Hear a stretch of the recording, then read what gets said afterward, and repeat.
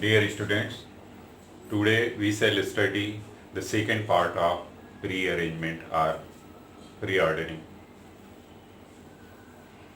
Yesterday I have told you about the parts of subject. Today we shall discuss about the part of predicate. यहाँ उदाहरण हमने 8 दिया है। इसमें पहले उदाहरण को लेते हैं। जैसे she gave me a pen, इसमें सब्जेक्ट हो गया सी और ये पार्ट हो गया प्रेडिकेट। कल भी बताए थे आपको कि जहाँ से वर्ब शुरू होता है वहीं से प्रेडिकेट की शुरुआत हो जाती है। तो प्रेडिकेट का पहला पार्ट होता है वर्ब। अब वर्ब के बाद दो ऑब्जेक्ट आए हैं, यहाँ मी और ए पेन। तो जो चीज़ें सजीव होती हैं, जो लिविंग थिंग हैं, उसको इनडायरेक्ट ऑब्जेक्ट कहते हैं। मी इनडायरेक्ट ऑब्जेक्ट है और पेन डायरेक्ट ऑब्जेक्ट है। तो प्रेडिकेट का पहला पार्ट हो गया वर्ब, उसके बाद इनडायरेक्ट ऑब्जेक्ट और डायरेक्ट ऑब्जेक्ट। दो प्रकार के ऑब्जेक्ट। ये कोई आवश्यक नहीं है कि पहले इनडायरेक्ट हो और उसके बाद डायरेक्ट हो। पहले डायरेक्ट भी हो सकता है, बाद में इनडायरेक्ट भी आ सकता है। जैसे इस वाक्य को हम ऐसे लिख सकते हैं, she gave a pen to मी।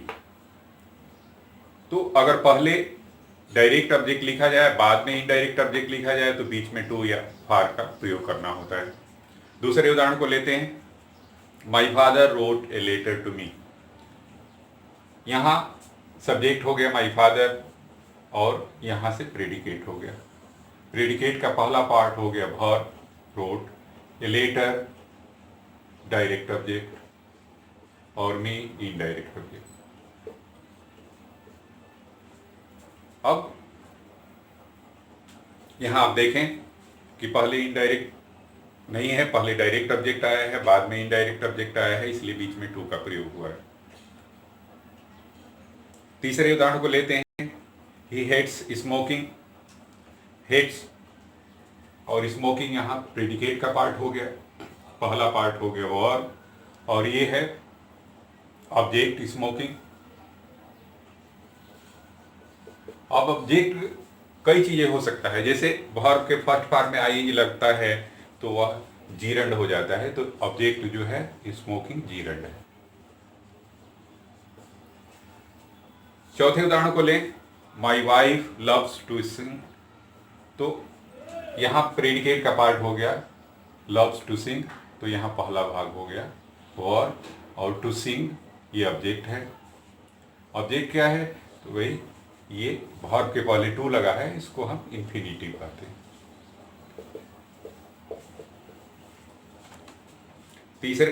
पांचवें उदाहरण को लें, they choose him their monitor.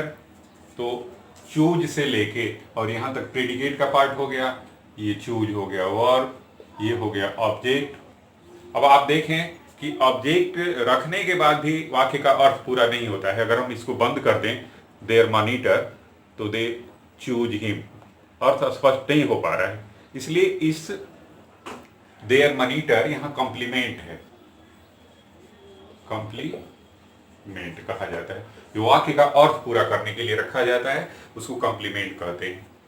यहाँ वाक्य का अर्थ पूरा करने के लिए रखा गया है देयर मॉनिटर, तो ये कॉम्प्लीमेंट है। और मॉनिटर पार्ट्स ऑफ स्पीच है क्या? तो नाउन है। तो मॉनिटर हो गया noun. Razia found him guilty. अब यहाँ देखें, यहाँ से यहाँ तक प्रेडिकेट का पार्ट है, फाउंड हो गया वर्ब और हिम ऑब्जेक्ट हो गया। लेकिन यहां भी अगर बंद कर दें तो अर्थ पूरा नहीं हो रहा है, तो ये भी कॉम्प्लीमेंट है विल्टी। अब कॉम्प्लीमेंट में गिल्टी पार्ट्स ऑफ स्पीच से है क्या? जैसे यहां मॉनिटर नाउन है, यहां गिल्टी जो है एडजेक्टिव है।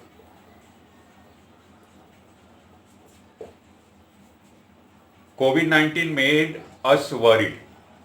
तो यहां मेड अस वरीड ये प्रेडिकेट का पार्ट है, तो पहला पार्ट हो गया वर्ब और मेड वर्ब हो गया, अस ऑब्जेक्ट हो गया, वरीड हो गया कॉम्प्लीमेंट। वाक्य का अर्थ पूरा करने के लिए रखा गया वर इट। वर इट, अब आप जान लें कि क्रिया की तीसरी अवस्था जो होती है, वर्ब का थर्ड फॉर्म जो होता है, उसको पास्ट पार्टिसिपल कहते हैं। पास्ट पार्टिसिपल भी एडजेक्टिव का काम करता है, एडजेक्टिव ही है।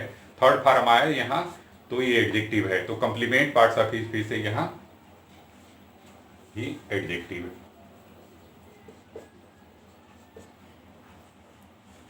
ममता इज हियर, इस वाक्य में ले इज और हियर। इज जो हो है यहाँ वर्ब है, हियर है कंप्लीमेंट।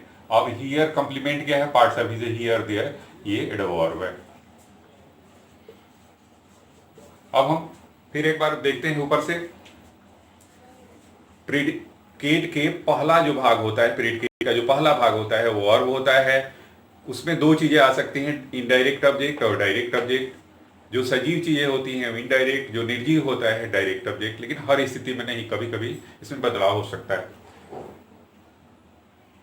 दूसरे उदाहरण में देखें तो रोट वर्ब है, लेटर ऑब्जेक्ट है और मी भी ऑब्जेक्ट है। यहाँ लेटर डायरेक्ट ऑब्जेक्ट है, पहले रखा गया है, बाद में इनडायरेक्ट रखा गया, इसलिए यहाँ टू लगाया गया है।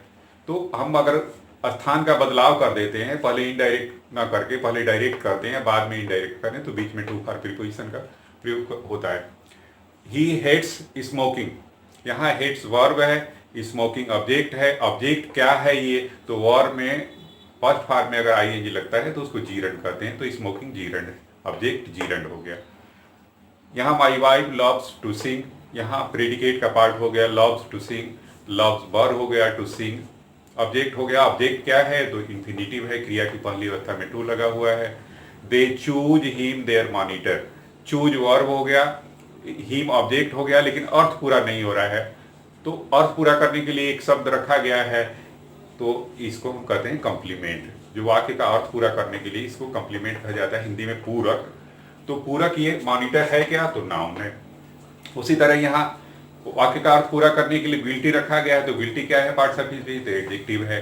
यहाँ क्रिया की तीसरी अवस्था है वरीड, वरीड तीसरी अवस्था भी एडजेक्टिव होता है।